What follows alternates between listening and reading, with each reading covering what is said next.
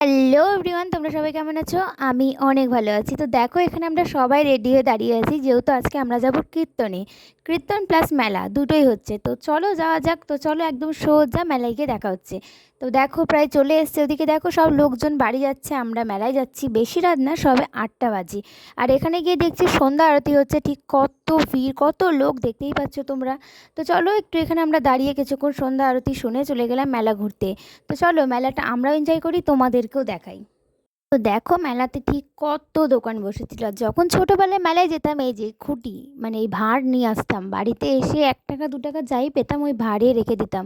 আর এই পুতুলগুলো দেখো কতটা সুন্দর, কি ভালো লাগছে কি বলবো, মনে হচ্ছে সবগুলো নিয়ে নিই। আর ওদিকে আমার মেয়েকে দেখো একটা কাকুর কোলে বসে খেলা করছে। আর এই কানেরটা কি ভালো লাগছিল, আবার দিয়ে দিলাম, কারণ বর তো সাথে আসেনি, কি করে নিব। তো চলো তারপরে জিলাপি নিয়ে আইসক্রিম খেয়ে ফুচকা খেয়ে সোজা চলে গেলাম প্রসাদ খেতে। প্রসাদ খেতে এসে দেখি এত লম্বা লাইন, এই লাইন তো কোথায় শেষ দেখতেই পাচ্ছি না। তাই ভাবলাম আমার বুঝি প্রসাদ নেওয়া হবে না, যেহেতু আমার বেবি ছোটো। তো দেখো সাইডে রান্না হচ্ছে, সেগুলোই দাঁড়িয়ে দাঁড়িয়ে দেখছিলাম। তো চলো আমি আর কি করব এখানে থেকে, আমি বাড়ি যাই। তোমরা আমার চ্যানেলটাকে সাবস্ক্রাইব করে দাও। Bye bye.